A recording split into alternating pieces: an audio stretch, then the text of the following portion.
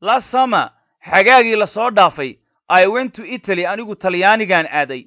I visited waxaan booqday museums madxafyo ayaan booqday and sat in waxaana fadhiistay public gardens meelaha dadka isugu yimaadaan ama tribunaadka dadka.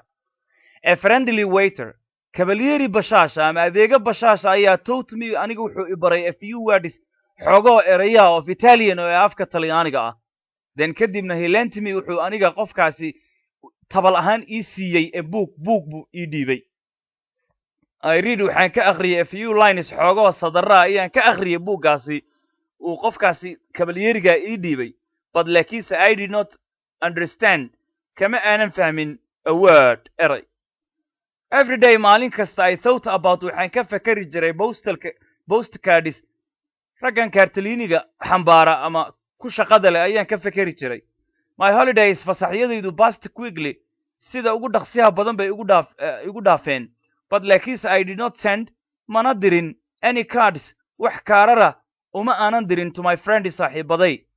On the last day maalintii ugu dambaysay I made a big decision anigu go'aan adag ayaan qaatay. I got up waxaan anigu toosay early aroortii baan toosay and bought waxaan soo iibsaday 37 cards 37 kaarara baan soo iibsaday. I spent waxaan geliyay the whole day maalintii oo dhan in my room qolkaygii. But laakiinse I did not write mana aanan qorin a single card. Last summer xagaagii la soo dhaafay I went to Italy anigu Talyaanigan aaday. I visited waxaan booqday museums madxafyo ayaan booqday and sat in waxaana fadhiistay public gardens meelaha dadka isugu yimaadaan ama tribunaadka dadka. A friendly waiter cavalieri bashaasha ama adeega bashaasha ayaa taught me aniga wuxuu i baray a few words xogoo eraya of Italian oo afka Talyaaniga ah. Then kadibna he lent me wuxuu aniga qofkaasi tabal ahaan ii siiyey a book buu ii dhiibay. I read waxaan ka akhriyay a few lines xogoo sadara ayaan ka akhriyay buuggaasi uu qofkaasi cavalieriga ii dhiibay. But laakiinse I did not understand kama aanan fahmin a word eray.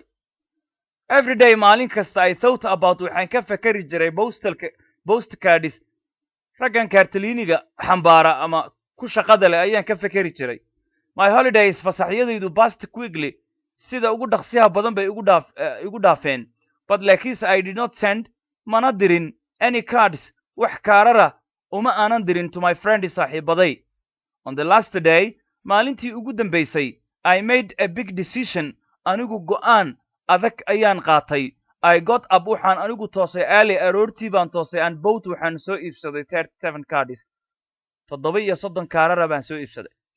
I spent waxaan geliyay the whole day maalintii oo dhan in my room qolkaygii. But laakiinse I did not write mana aanan qorin